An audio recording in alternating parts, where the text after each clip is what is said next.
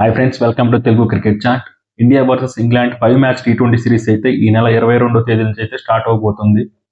ముందుగా అసలు ఈ సిరీస్ యొక్క ఇంపార్టెన్స్ ఏంటి అంటే, నన్ను అడిగితే ఈ సిరీస్కి పెద్దగా కాంపిటేటివ్ ఇంపార్టెన్స్ అయితే ఏం కనిపించట్లేదు.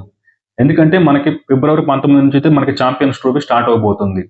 ఛాంపియన్స్ ట్రోఫీ ముందు మన టీం ఎక్కువ వన్డే మ్యాచ్లు ఆడితే బాగుంటుంది. మన ప్లేయర్స్కి మంచి ప్రాక్టీస్ ఉంటుంది. మన టీం కాంబినేషన్స్ సెట్ చేసుకోవడానికి ఉపయోగపడుతుంది.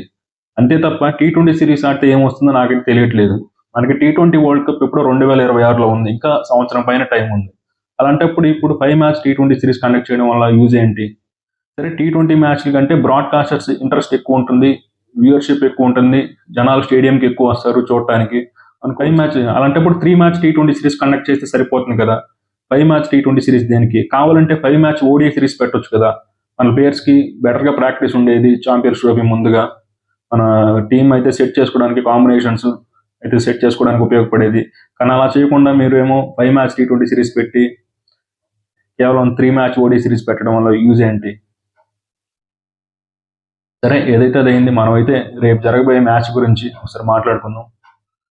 ముందుగా ఇండియా మరియు ఇంగ్లాండ్ మధ్య ఓవరాల్గా టీ20 రికార్డు కనుక చూసుకుంటే, మొత్తం ఇండియా మరియు ఇంగ్లాండ్ మధ్య ఓవరాల్గా 24 టీ20 మ్యాచ్లు జరగగా ఇండియా 13 మ్యాచ్ల్లో విజయం సాధించింది. ఇంగ్లాండ్ 11 మ్యాచ్ల్లో విజయం సాధించింది. అంటే ఓవరాల్గా చూసుకుంటే ఇండియాకి కాస్త బెటర్ రికార్డ్ అయితే ఉంది. ఇక హోమ్ కండిషన్స్లో మన రికార్డ్ ఎలా ఉందో ఒకసారి చూసుకుందాం. అంటే ఇంగ్లాండ్ ఇండియాకి వచ్చి ఆడినప్పుడు ఎలా ఉందో చూద్దాం. మొత్తం ఓవరాల్గా 11 టీ20 మ్యాచ్లు అయితే జరిగాయి ఇండియాకి. అందులో ఇండియా 6 మ్యాచ్ల్లో విజయం సాధించగా ఇంగ్లాండ్ అయితే 5 మ్యాచ్ల్లో గెలిచింది. అంటే హోమ్ కండిషన్స్ లో మన రికార్డ్ బాగానే ఉంది, కానీ మరీ అంత గొప్పగా అయితే ఏం లేదు. అంటే ఇంగ్లాండ్ కూడా గెలిచింది మ్యాచ్లు.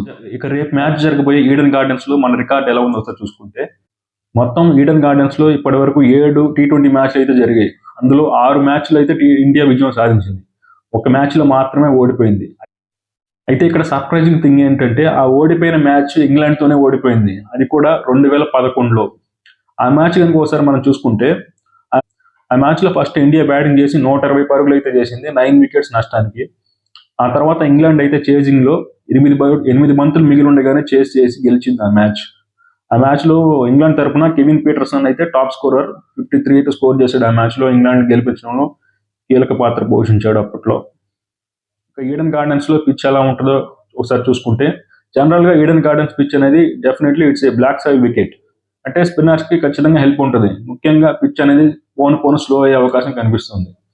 దాన్ని బట్టి మనం టాస్ గెలిచిన కెప్టెన్ ఎవరైనా సరే ఫస్ట్ బ్యాటింగ్ చేస్తే మంచిదని నా అభిప్రాయం. ఎందుకంటే సెకండ్ ఇన్నింగ్స్లో పిచ్ ఇంకా స్లో అవుతుంది కాబట్టి సెకండ్ ఇన్నింగ్స్లో బ్యాటింగ్ చేయడం కష్టం. దాన్ని బట్టి టాస్ గెలిచిన కెప్టెన్ ఎవరైనా ఫస్ట్ బ్యాటింగ్ తీసుకుంటారు అని అనుకుంటున్నాను. ఇక టీమిండియా ప్లేయింగ్ 11 ఎలా ఉంటుందో ఒకసారి చూసుకుందాం. ముందుగా ఓపెనర్స్ విషయానికి వస్తే సంజు శాంసన్ మరియు అభిషేక్ శర్మ అయితే ఓపెన్ చేస్తారు. ఇందులో ఎవ్వరికి ఎలాంటి సందేహం లేదు. ముందుగా సంజు శాంసన్ విషయానికి వస్తే రీసెంట్ గా సౌత్ ఆఫ్రికాతో జరిగిన టీ20 సిరీస్ లో అద్భుతంగా పర్ఫామ్ చేశాడు. 2 100s కొట్టాడు. మంచి ఫామ్ లో ఉన్నాడు సంజు శాంసన్. గతంలో తనకి అవకాశాలు రాలేదు అని తన ఫ్యాన్స్ అయితే గోల్ చేసేవాళ్ళు సోషల్ మీడియాలో. కానీ ఇప్పుడు కనుక చూసుకుంటే సంజుకి అయితే మంచి అవకాశాలు అయితే లభిస్తున్నాయి. ఈ 5 మ్యాచ్ టీ20 సిరీస్ కూడా తను చక్కగా ఉపయోగించుకుంటే తను టీ20 టీంలో తన ప్లేస్ అయితే ఖచ్చితంగా సిమెంట్ చేసుకునే అవకాశం కనిపిస్తుంది. ఖచ్చితంగా సంజు శాంసన్ తన చివరి సిరీస్ లో ఎలా అయితే పర్ఫామ్ చేశాడో అలాగే ఇక్కడ కూడా పర్ఫామ్ చేయాలని కోరుకుంటున్నాను. ఇక అభిషేక్ శర్మ విషయానికి వస్తే, అభిషేక్ శర్మ అయితే లాస్ట్ టీ20 సిరీస్ లో అంత గొప్పగా అయితే పర్ఫామ్ చేయలేదు. అభిషేక్ శర్మతో ప్రాబ్లం ఏంటంటే ఆడినంతసేపు బ్రహ్మాండంగా ఆడుతాడు, కాకపోతే తను మరీ ఓవర్ అగ్రెసివ్ గా వెళ్ళిపోతాడు. అందువల్ల అనవసరంగా తన వికెట్ అయితే పారేసుకుంటాడు. అలా కాకుండా అభిషేక్ శర్మ ఈ సిరీస్ లో కాస్త నిలకడగా ఆడితే బాగుంటుందని నా అభిప్రాయం. ఇక నెంబర్ 3లో తిలక్ వర్మ అయితే టీంలోకి వచ్చే అవకాశం కనిపిస్తుంది. తిలక్ వర్మ చూసుకుంటే రీసెంట్ గా అయితే అద్భుతమైన ఫామ్ లో ఉన్నాడు. ముఖ్యంగా చివరిగా ఆడిన సౌత్ ఆఫ్రికాతో ఆడిన టీ20 సిరీస్ లో కనుక చూసుకుంటే మొత్తం 4 మ్యాచ్ల్లో 280 పరుగులు అయితే చేశాడు, 2 సెంచరీలు చేశాడు. స్ట్రైక్ రేట్ వచ్చేసి 198. నిజంగా తిలక్ వర్మ అయితే చాలా మంచి ఫామ్ లో ఉన్నాడు. అదే ఫామ్ ఇక్కడ కూడా కంటిన్యూ చేస్తాడని కోరుకుంటున్నాను. ఇక నెంబర్ 4లో మన కెప్టెన్ సూర్యకుమార్ యాదవ్ అయితే బరిలోకి దిగే అవకాశం కనిపిస్తుంది. సూర్య అయితే లాస్ట్ సిరీస్లో అయితే అంత గొప్పగా పర్ఫామ్ చేయలేదు. తన స్థాయికి తగ్గ ఇన్నింగ్స్ అయితే ఆడలేదు. మరి ఈ మ్యాచ్లో అయినా ఈ సిరీస్లో అయినా తన దగ్గర నుంచి ఒక భారీ ఇన్నింగ్స్ అయితే ఎక్స్పెక్ట్ చేస్తుంది. మిస్టర్ 360ని మళ్ళీ చూపిస్తాడేమో చూడాలి. ఇక నెంబర్ 5లో అయితే హార్దిక్ పాండ్యా టీంలోకి వచ్చే అవకాశం కనిపిస్తుంది. నన్ను అడిగితే అసలు ఈ సిరీస్ లో హార్దిక్ పాండ్యాని సెలెక్ట్ చేయకపోతే బాగుండేదని నా అభిప్రాయం. ఎందుకంటే తర్వాత జరగబోయే ఓడి సిరీస్ లో కానీ, ఆ తర్వాత జరగబోయే ఛాంపియన్స్ ట్రోఫీలో కానీ హార్దిక్ పాండ్యా మనకి చాలా ఇంపార్టెంట్ ప్లేయర్. ఒకవేళ తనకి ఏదైనా ఇంజురీ తన టీం నుంచి బయటకు వెళ్ళిపోతే తనకి బ్యాకప్స్ కూడా లేరు మన టీంలో సరిగ్గా. ముఖ్యంగా ఛాంపియన్స్ ట్రోఫీ స్క్వాడ్ లో కనుక చూసుకుంటే హార్దిక్ పాండ్యాకి బ్యాకప్ లేరు.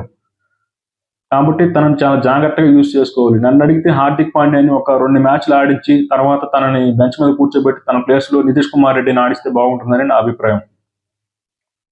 ఇక నెంబర్ 6 లో ఫినిషర్ రింకు సింగ్ అయితే బరిలోకి దిగుతాడు. రింకు సింగ్ కనుక చూసుకుంటే లాస్ట్ సిరీస్ లో అయితే సరిగ్గా పర్ఫామ్ చేయలేదు. మరి ఈ సిరీస్ లో అయినా రింకు తన స్థాయికి తగ్గ పర్ఫార్మెన్స్ ఇస్తాడని కోరుకుంటున్నాను. నెంబర్ 7 లో అక్షర్ పటేల్ అయితే టీంలోకి వస్తాడు. అక్షర్ పటేల్ కనుక చూసుకుంటే మనకి ఇటు బ్యాటింగ్ లోను, ఇటు బౌలింగ్ లోను, ఇటు ఫీల్డింగ్ లోను 3 డిపార్ట్మెంట్స్ లోను అద్భుతంగా రాణించే ప్లేయర్. ఇంతకు ముందు కనుక చూసుకుంటే అక్షర్ పటేల్ కి సరైన ఛాన్సెస్ అయితే దక్కలేదు. ఇక్కడ నుంచి అక్షర్ పటేల్ టీంలో రెగ్యులర్ మెంబర్ గా మారిపోయే అవకాశం కనిపిస్తుంది. ముఖ్యంగా ఓడిఎస్ లో కానీ, టీ20s లో కానీ, వైట్ బాల్ క్రికెట్ లో అక్షర్ పటేల్ ఖచ్చితంగా తన ప్లేస్ ని సుస్థిరం చేసుకుంటాడు ఇక నుంచి. నెంబర్ 8 లో హర్షదీప్ సింగ్ అయితే బరిలోకి దిగే అవకాశం కనిపిస్తుంది. ముఖ్యంగా రీసెంట్ గా జరిగిన విజయ్ హజారే ట్రోఫీలో కూడా హర్షదీప్ సింగే హైయెస్ట్ వికెట్ టేకర్. కాబట్టి అదే ఫామ్ ని ఇక్కడ కూడా కంటిన్యూ చేస్తాడని కోరుకుంటున్నాను. నెంబర్ 9 లో మహమ్మద్ షమి అయితే టీంలోకి వస్తాడు. ముఖ్యంగా షమి అయితే దాదాపు 1 సంవత్సరం తర్వాత అయితే ఇంటర్నేషనల్ క్రికెట్ ఆడుతున్నాడు. కాబట్టి మరి చూడాలి తను వన్డే వరల్డ్ కప్ లో ఎక్కడైతే వదిలేసాడో మళ్ళీ అక్కడే కంటిన్యూ చేస్తాడని కోరుకుంటున్నాను. ఇక నెంబర్ 10 లో అయితే రవి బిష్ణోయ్ లేదా వాషింగ్టన్ సుందర్ అయితే టీంలోకి వచ్చే అవకాశం కనిపిస్తుంది. ముఖ్యంగా రవి బిష్ణోయ్ అయితే లాస్ట్ సిరీస్ లో అయితే తను మంచి బౌలింగ్ చేశాడు, కానీ తనకి వికెట్స్ అయితే రాలేదు. ఎకానమీతోనే బౌలింగ్ చేశాడు కాబట్టి వికెట్స్ అయితే తీయలేకపోయాడు. ఒకవేళ తనను పక్కన పెట్టాలి అనుకుంటే వాషింగ్టన్ సుందర్ తన ప్లేస్ లోకి వస్తాడు, లేదంటే రవి బిష్ణోయ్ తోనే టీం అయితే వెళ్తుంది. ఇక నెంబర్ 11 విషయానికి వస్తే వరుణ్ చక్రవర్తి అయితే టీంలోకి వస్తాడు. వరుణ్ చక్రవర్తి కనుక చూసుకుంటే లాస్ట్ టైం సౌత్ ఆఫ్రికా ఆడిన సిరీస్ లో కనుక చూసుకుంటే మొత్తం 4 innings లో 12 వికెట్స్ అయితే తీసాడు. మంచి ఫామ్ లో ఉన్నాడు కాబట్టి అదే ఫామ్ ని ఇక్కడ కూడా కంటిన్యూ చేస్తాడని కోరుకుంటున్నాను.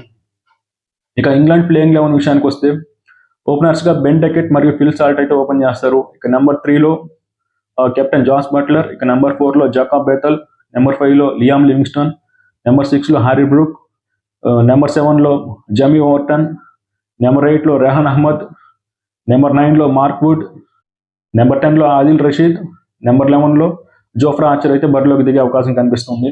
మరి చూడాలి. ముఖ్యంగా మనం ఇంగ్లాండ్ టీంలో కనుక చూసుకుంటే most of the players are youngsters కాబట్టి వాళ్ళకి ఎవరికి అంత ఎక్స్పీరియన్స్ లేదు. మరి చూడాలి ఏం జరుగుతుందో. నన్ను అడిగితే ముఖ్యంగా టాస్ గెలిచిన కెప్టెన్ ఎవరైనా సరే ఫస్ట్ బ్యాటింగ్ చేస్తే బాగుంటుందని నా అభిప్రాయం.